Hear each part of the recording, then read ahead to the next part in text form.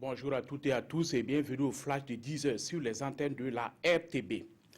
Chaque 15 octobre est consacré à la femme rurale par le monde entier. Au Burkina Faso, c'est Kaya qui a abrité les festivités commémoratives. L'édition 2016 de cette journée a mis l'accent sur le thème femmes rurales et sécurisation foncière, une problématique d'actualité au Burkina Faso. La commémoration a connu la participation des femmes d'Amérique latine. Après Zignaré en 2015, c'est Dédougou qui a abrité le lancement de la 12e édition du concours Grand Prix de l'économie informelle du ministère de la Jeunesse, de la Formation et de l'Insertion professionnelle. C'est le gouverneur de la région de la Bougue, Dimouhoun, et le secrétaire général du dit ministère qui ont procédé à l'ouverture officielle des activités de cette 12e édition. C'est un concours qui vise à récompenser les acteurs du domaine de l'économie informelle. Mettre en place des éco-villages à travers le Burkina, c'est l'une des priorités du programme présidentiel 2016-2020. La sélection de ces modèles de développement à la base nécessite l'implication de l'ensemble des acteurs du développement.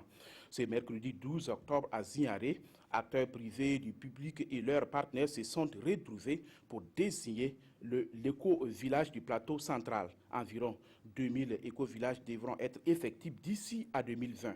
L'ambition, c'est d'améliorer les conditions de vie des populations.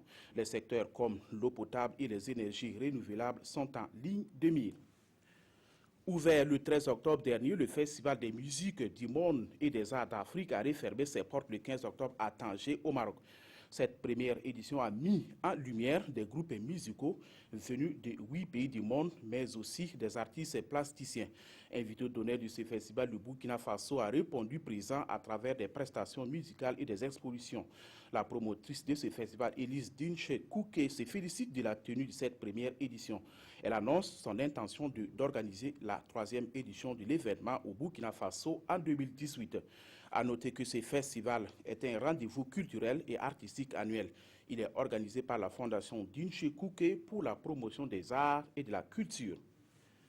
Stupeur et incompréhension dimanche au large de Bali en Indonésie. Le pont suspendu reliant deux sites touristiques du pays s'est effondré.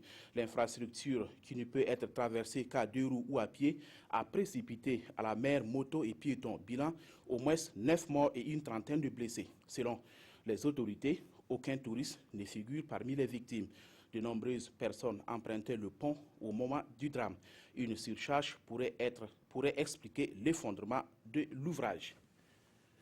Un deuxième élément de l'ex-régiment de sécurité présidentielle activement recherché dans le cadre des investigations liées à l'accrochage du pont Nazino. Il s'agit du soldat de première classe Mohamadi Compaoré en service au 31e régiment d'infanterie commando de Tenkodougou. L'avis de recherche a été lancé par la gendarmerie nationale. L'homme recherché a un signe particulier, notamment une cicatrice sur la joue gauche. La gendarmerie nationale demande le concours de la population. Toute personne ayant des informations est priée de contacter la brigade la plus proche ou d'appeler le 16. Fin de ce flash, merci.